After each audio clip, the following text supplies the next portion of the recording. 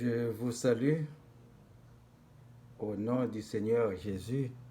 Je suis votre serviteur Boniface Paradon qui vous présente le chapitre 9 du livre de Marc. Nous vous demandons d'être assidus à la parole du Dieu vivant et de la vivre avec les autres pour bâtir un monde nouveau et de paix dans le Christ, notre Sauveur et Sauveur du monde. Vous êtes la bienvenue. Marc 9, il le dit encore, je vous le dis en vérité, quelques-uns de ceux qui sont ici ne mourront point qu'ils n'aient vu le royaume de Dieu venir avec puissance. 6 jours après, Jésus prit avec lui Pierre, Jacques et Jean, et il les conduisit seuls à l'écart sur une haute montagne. Il fut transfiguré devant eux. Ses vêtements devinrent resplendissants et d'une telle blancheur qu'il n'est pas de foulon sur la terre qui puisse blanchir ainsi. Élie et Moïse leur apparurent, s'entretenant avec Jésus. Pierre, prenant la parole, dit à Jésus, « Rabbi, il est bon que nous soyons ici. Dressons 3 tentes, une pour toi, une pour Moïse et une pour Élie. » Car ils ne savaient que dire, l'effroi les ayant saisis. Une nuée vint les couvrir, et de la nuée sortit une voix, celui-ci est mon fils bien-aimé, écoutez-le. Aussitôt les disciples regardèrent tout autour et ils ne virent que Jésus seul avec eux. Comme ils descendaient de la montagne, Jésus leur recommanda de ne dire à personne ce qu'il avait vu jusqu'à ce que le Fils de l'homme fût ressuscité des morts. Ils retinrent cette parole, se demandant entre eux que c'est que ressusciter des morts. Les disciples lui firent cette question, pourquoi les scribes disent-ils qu'il faut qu'il vienne premièrement, qu'Élie vienne premièrement? Il leur répondit, Élie viendra premièrement et rétablira toutes choses, et pourquoi est-il écrit du Fils de l'homme qu'il doit souffrir beaucoup et être méprisé? Mais je vous dis qu'Élie est venu et qu'ils l'ont traité comme ils l'ont voulu, selon qu'il est écrit de lui. Lorsqu'ils furent arrivés près des disciples, ils virent autour d'eux une grande foule et des scribes qui discutaient avec eux. Dès que la foule vit Jésus, elle fut surprise et accourut pour le saluer. Il leur demanda, sur quoi discutez-vous avec eux? Et un homme de la foule lui répondit, Maître, j'ai amené auprès de toi mon fils qui est possédé d'un esprit muet. En quelques lieux qu'il le saisisse, il le jette par terre, l'enfant écume, grince des dents et devient tout raide. J'ai prié tes disciples de chasser l'esprit et ils n'ont pas pu. Race incrédule, leur dit Jésus, jusqu'à quand serai-je avec vous? Jusqu'à quand vous supporterai-je? Amenez-le-moi. On le lui amena et aussitôt que l'enfant vit Jésus, l'esprit l'agita avec violence. Il tomba par terre et se roulait en écumant. Jésus demanda au Père, combien y a-t-il de temps que cela lui arrive? Depuis son enfance, répondit-il. Et souvent l'esprit l'a jeté dans le feu et dans l'eau pour le faire périr. Mais si tu peux quelque chose, viens à notre secours, aie compassion de nous. Jésus lui dit, si tu peux, tout est possible à celui qui croit. Aussitôt le père de l'enfant s'écria, je crois, viens au secours de mon incrédulité. Jésus, voyant accourir la foule, menaça l'esprit impur et lui dit, esprit muet et sourd, je te l'ordonne, sors de cet enfant et n'y rentre plus. Et il sortit en poussant des cris et en l'agitant avec une grande violence. L'enfant devint comme mort, de sorte que plusieurs disaient qu'il était mort. Mais Jésus, l'ayant pris par la main, le fit lever et il se tint debout. Quand Jésus fut entré dans la maison, ses disciples lui demandèrent en particulier, pourquoi n'avons-nous pu chasser cet esprit? Il leur dit, cette espèce-là ne peut sortir que par la prière. Ils partirent de là et traversèrent la Galilée. Jésus ne voulait pas qu'on le sût, car il enseignait ses disciples et il leur dit, le Fils de l'homme sera livré entre les mains des hommes, ils le feront mourir et 3 jours après qu'il aura été mis à mort, il ressuscitera. Mais les disciples ne comprenaient pas cette parabole et ils craignaient de l'interroger. Il arriva à Capernaum. Lorsqu'il fut dans la maison, Jésus leur demanda, de quoi discutiez-vous en chemin? Mais ils gardèrent le silence, car en chemin, il avait discuté entre eux pour savoir qui était le plus grand. Alors il s'assit, appela les 12 et leur dit, Si quelqu'un veut être le premier, il sera le dernier de tous et le serviteur de tous.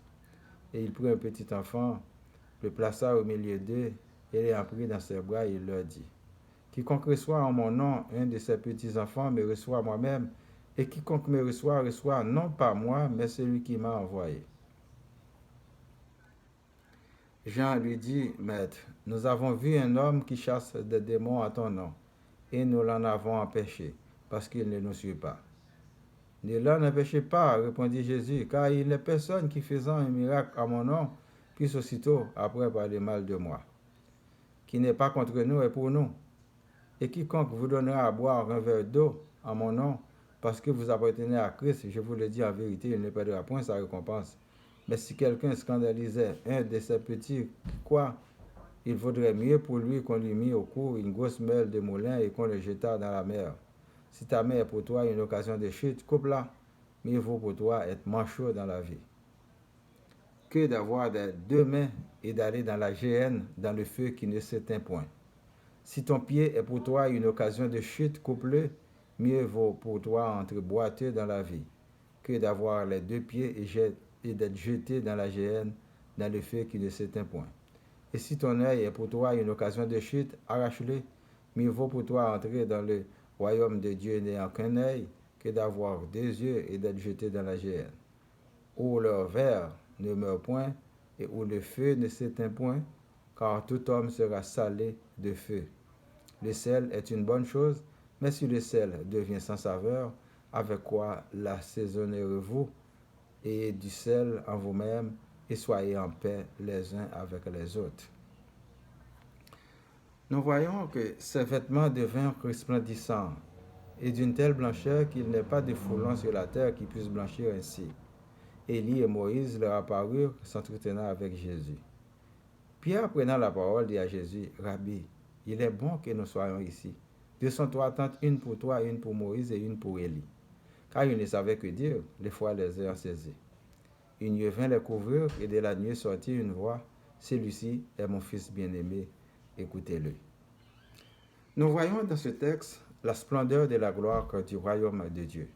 Jésus s'est transfiguré devant Pierre, Jacques et Jean d'une blancheur incomparable à nul autre sur la terre. Élie et Moïse leur apparurent s'entretenant avec Jésus. Une nouvelle idée vient dans la tête de Pierre. Il est bon que nous soyons ici.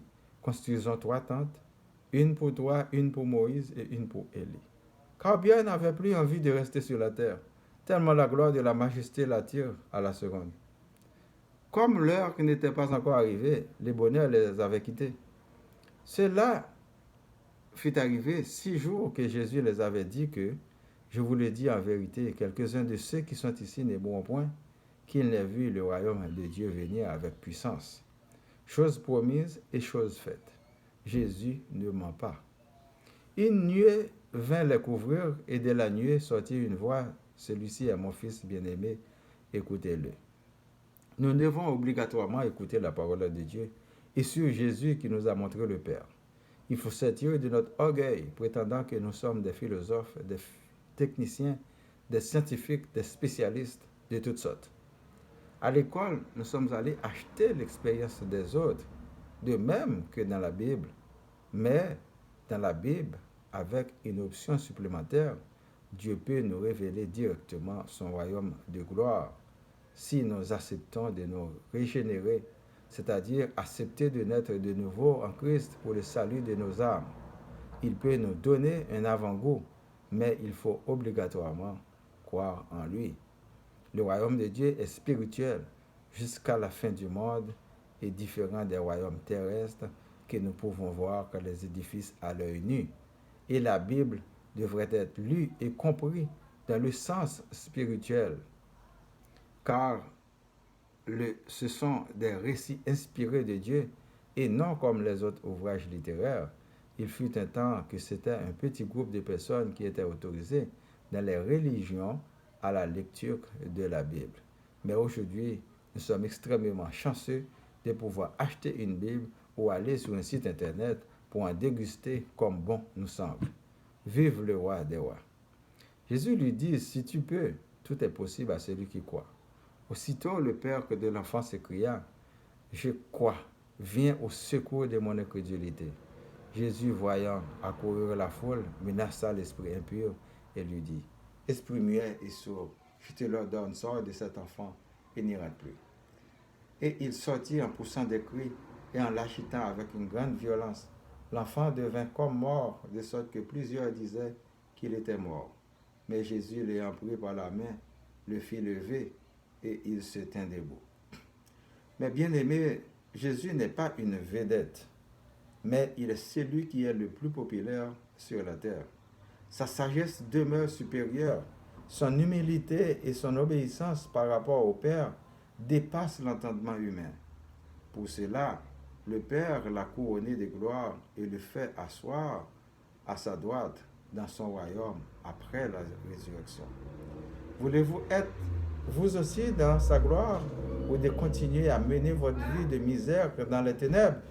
À vous de choisir de rester attaché au tronc de l'arbre, qui est Jésus pour la vie éternelle, ou être détaché comme une vulgaire branche desséchée parmi les épines pour ensuite jeter dans le feu qui ne s'éteint point.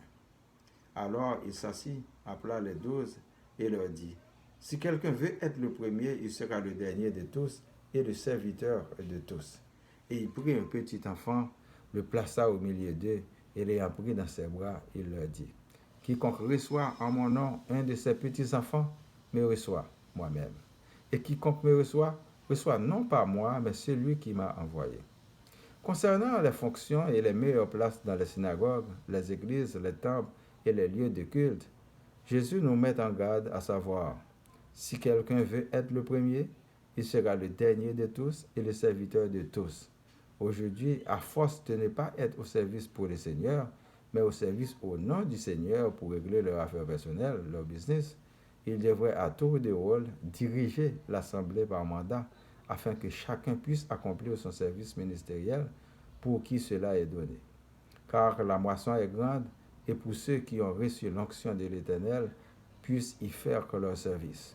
Ils préfèrent engager des professionnels pouvant faire fructifier leur entreprise qui souvent n'ont pas la foi en Dieu. Ils tiennent toujours le monopole dans la religion pour conquérir le monde à la manière des anciens colons, pour dicter leurs lois avec la même formule, tout part et pour la métropole, tandis que la colonie s'appauvrit. Dieu vous voit seulement. Nous avons pour résultat le blanchiment d'argent, le détournement de fonds, la corruption, le détournement de mineurs, la désobéissance des commandements de Dieu, le scandale, etc. Quiconque reçoit un enfant en mon nom, reçoit moi-même et celui qui m'a envoyé. Donc, nous sommes tous des serviteurs au travail du Maître, en l'occurrence Dieu. Celui qui vous reçoit me reçoit et il ne perdra pas sa récompense. Protégeons les enfants et les personnes vulnérables. Parmi eux, il y a des anges inconnus, je vous le jure. Qui n'est pas contre nous est pour nous.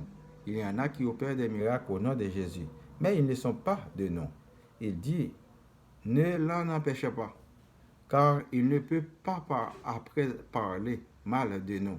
Garde à vous de chasser ou de critiquer les autres. Occupe-toi toi-même de ton boulot. Suis Jésus et observe les commandements de Dieu. Laissez-les travailler dans la moisson de Dieu. C'est lui qui séparera les bons grains des ivraie. Laissez croître ensemble l'un et l'autre. Matthieu 13, 17. Laissez croître ensemble l'un et l'autre jusqu'à la moisson. Et à l'époque de la moisson, je dirais aux moissonneurs, arrachez d'abord l'ivraie et liez-la en gèbe pour la brûler, mais amassez le blé dans mon grenier.